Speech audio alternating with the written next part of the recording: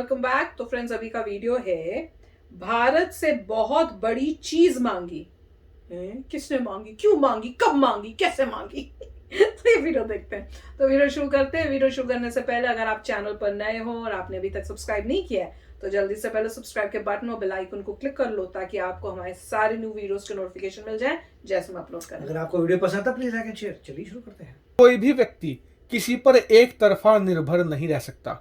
किसी ना किसी कारण से वो भी तो हम पर निर्भर होंगे। कुछ ना कुछ ऐसी चीज तो होगी जो उन्हें भी हमसे चाहिए होगी। ठीक यही मामला है अरब देशों का और भारत का। पिछले 2-3 दिनों से लगातार कहा जा रहा है कि भारत निर्भर है अरब देशों पर। हमें उनसे तेल चाहिए। हमारे लोग वहां पर काम करते हैं जिससे कि हमें डॉलर मिलते हैं।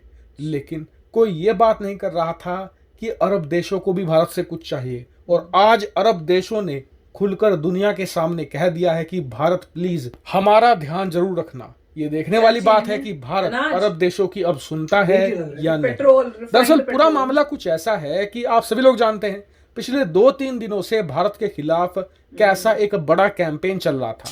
इसी बीच भारत के उपराष्ट्रपति एम वेंकैया नायडू जी गए हुए थे कतर के दौरे पर। और ये कतर का दौरा इस पूरे विवाद से पहले शुरू हुआ था और अब जाकर ये खत्म हुआ है। लेकिन जैसे ही ये दौरा खत्म होने को आया और हमारे उपराष्ट्रपति जी भारत की तरफ रवाना होने वाले थे, ठीक उसी वक्त कतर की सरकार ने एक बहुत बड़ी रिक्वेस्ट करी भारत से। रिक्वेस्ट क्या करी? उन्होंने कहा कि हमारी फूड सिक्योरिटी का आप बहुत ज्यादा ध्यान रखिएगा, उसकी डोर आपके हाथों में ही है। फूड सिक्योरिटी का ध्यान क्यों? दरअसल ये अंदाजा अब लगाया जा रहा है कि आने वाले 2 साल बहुत ही कठिन होने वाले हैं। सूखा बहुत भयंकर पड़ने वाला है। ऐसे में खाने पीने की जो चीजें हैं आने वाले 2 सालों में बहुत ज्यादा कम होने जा रही है। तो ऐसे में वो देश जो खाने पीने की चीजें बहुत ज्यादा प्रोड्यूस करते हैं, जैसे कि भारत हो गया, रूस हो गया, इसके अलावा यूक्रेन, अमेरिका हो गया, इन देशों की महत्वता बहुत ज्यादा बढ़ने वाली है। अब बात करें अमेरिका की, तो अमेरिका खाने पीने की चीजें खूब उगाता है, बड़े बड़े फार्म होते हैं वहां पर, लेकिन वो ज्यादातर चीजें भेज देता है यूरोप को। इसके अलावा रशिया की बात करें तो उस पर लगे हुए हैं प्रतिबंध, आप वहां से कुछ खास नहीं मंगा सकते। यूक्रेन के अंदर पूरा कृषि सेक्टर बर्बाद हो चुका है, आने वाले 2 सालों में वो उठने भी नहीं वाला। ऐसे में भारत ही एक बहुत बड़ा एक्सपोर्टर और उत्पादक है खाने पीने की चीजों का। ऐसे में अरब देश चाहते हैं कि भारत उनका ऐसे कठिन समय में साथ दे और इन्हें खाने पीने की चीजें प्रोवाइड करे। और उसके बाद आप देख सकते हैं कतर ने खुलेआम ये कहा है कि भारत हमारी फूड सिक्योरिटी का जरूर से ध्यान रखे। और लिटरली आप देखिए कतर ने भारत से अश्योरेंस लिया है। जी हाँ, उन्होंने कहा है कि हम आप कैसे नहीं जाने देंगे, आप हमें अश्योरेंस दीजिए, आप हमारा ध्यान रखें। और फिर हमारे उपराष्ट्रपति ने चलते हुए कह दिया कि कोई बात नहीं, हम आपकी फूड सिक्योरिटी का जरूर ध्यान रखेंगे, आपको अकेला नहीं छोड़ेंगे। तो लेकिन ये तो आने वाला वक्त अब बताएगा कि भारत अरब देशों के साथ कैसा बर्ताव करता है। लेकिन अब मुझे लगता है कि उन लोगों के मुंह बंद हो जाने चाहिए जो ये कहते हैं कि भारत तो अरब देशों पर निर्भर है, जैसा अरब देश कहेंगे भारत वैसा ही करेगा। लेकिन हकीकत ऐसी नहीं है।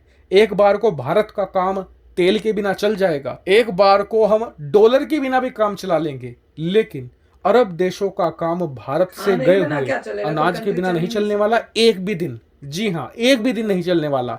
ऐसे में सबको इस बात को अब ध्यान में रख लेना चाहिए। हालांकि इस पर आपका क्या मानना है कमेंट करके जरूर बताएगा। फिलहाल इस वीडियो में इतना ही। Thank you very much for watching.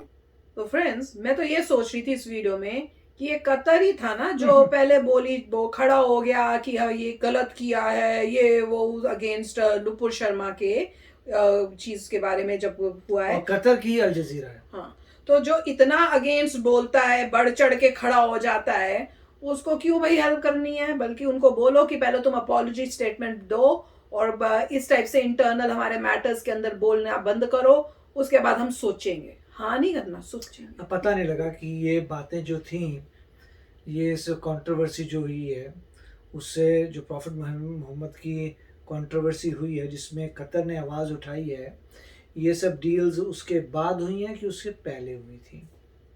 पर वो तो कह रहे थे ना कि अभी वो जो है हमारे वापस गए नहीं थे और कंट्रोवर्सी शुरू हो गई थी, तो उनके जाने से पहले ही तभी उन्होंने बात नहीं, अगर ऐसी बात है तो फिर कंट्रोवर्सी क्यों हुई? क्योंकि अगर कुछ ऐसी बात हो गई थी इंडिया में और आपको, कतर को पता है कि इंडिया के साथ दोस्ती करनी बहुत ज़रूरी है क्योंकि खाना नहीं मिलेगा तो उनको कंट्रोवर्सी में नहीं करना चाहिए था पार्टिसिपेट, मगर उन्होंने किया है। कतार मेरे ख्याल से सबसे पहले कंट्री थी जिसने इसकी आवाज़ उठाई थी, क्योंकि पहले कहा था कि सिर्फ 4 अरब कंट्रीज हैं, उनमें से कतर भी थी।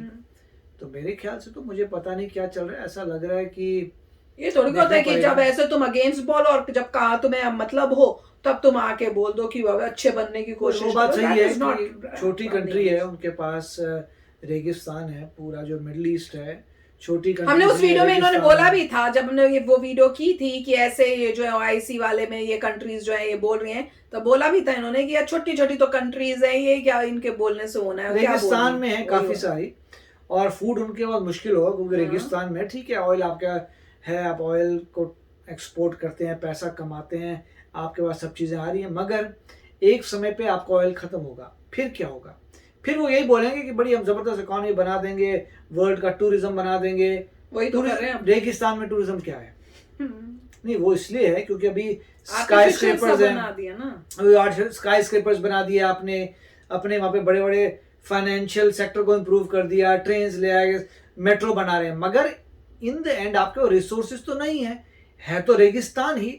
जब और दूसरी कंट्रीज ऊपर आ जाएंगी तो वो कहेंगी भैया हमारे पास ये सब चीजें भी है, रिसोर्सेज भी नहीं, और जब वो कंट्रीज आगे जाएंगी ऊपर उठेंगी तो वैसी जगहें उनके पास खुद होंगी, तो आपके वहां पे टूरिज्म के लिए लोग आना ही नहीं है। बिल्कुल। अगर मान लीजिए गिफ्ट सिटी पूरी कंप्लीट हो जाती है, फिर वहां जाने की तो लोग कहेंगे मैं क्यों वहां घूमने जाऊं, गिफ्ट सिटी चले जाता हूँ घूमने के लिए। और ऐसी जितनी सिटीज आ रही है वो बोलेंगे, फिर उन लोगों को डिफरेंस नजर नहीं आता, वो कहते हैं ये सिटी यहाँ पे है, वहां पर भी सेम सिटी है, तो मैं वहां क्यों जाऊं, मैं अपने यहीं चला जाता हूं। राइट, अल्टीमेटली यही होने वाला है। जो डिफरेंट कंट्रीज जिनके रिसोर्सेज बहुत ज्यादा हैं वो तो बिंदास ऊपर उठेंगे, और ये जहाँ पे रेगिस्तान है उनकी अभी एडवांटेज खत्म हो जाएगी। उनके पास एडवांटेज है ऑयल की वजह से, जब ऑयल जाएगा, और वैसे भी इलेक्ट्रिक कार्स आ रही है, मेरे ख्याल से अगले 10-20 साल में बहुत कुछ बदलने वाला है इलेक्ट्रिक कार्स की वजह से। डिपेंडेंसी ऑफ ऑयल खत्म होगी, उनके वहां पे जो है उनका पैसा थोड़ा कम होगा। फिर लोग कहते हैं नहीं ऐसा नहीं है जी, यूएई वगैरह, तो यूएई की बात कर रहा हूँ कि उन्होंने बड़ा जबरदस्त फाइनेंशियल सेक्टर बना दिया है, कि बड़ी बड़ी सिटीज हैं, तो किसी ने रोका नहीं इंडिया को भी ये सब करने में। इंडिया भी करेगा, जब इंडिया भी करेगा तो फिर कैसे compete करेंगे, क्योंकि इंडिया कहेगा तुम्हारे जैसी बड़ी सिटी हमारे पास भी है, प्लस हमारे पास रिसोर्सेज भी हैं, बारिश भी आती है, खाना भी उगता है, माउंटेन्स भी हैं, तुम्हारे पास सी भी है, जो तुम टेरेन बोलो, ट्रॉपिकल वेदर असम में देते हैं, तो जो तुम्हें वेदर तुम्हारा रेगिस्तान भी देते हैं, राजस्थान में, तो जो तुम्हारे पास है वो तो हमारे पास है ही। हमारे पास सब टाइप का वेदर है, सब टाइप का टेरेन है, सब कुछ है, तो फिर वो लोग क्या compete करेंगे अभी?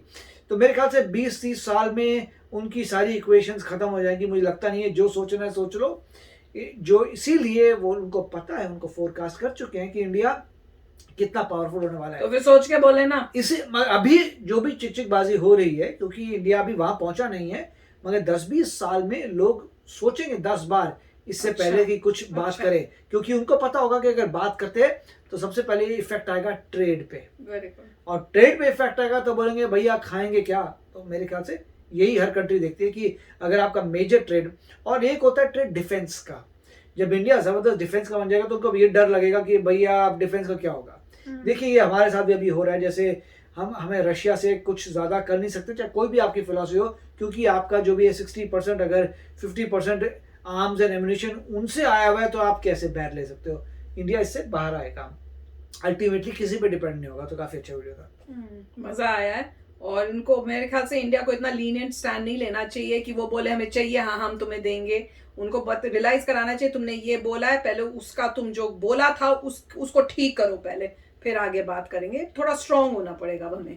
तो चलो फ्रेंड्स, चलते हैं, मिलेंगे नेक्स्ट वीडियो में बहुत ही जल्द। Till then take care and bye bye. तो अगर आप मेरे इस चैनल पे नए हो तो जल्दी से सब्सक्राइब के बटन को हिट करो और बेल आइकन को क्लिक करो, ताकि आपको मेरा जब नया वीडियो मैं लगाऊं आपको उसके बारे में जल्दी से पता चल जाए।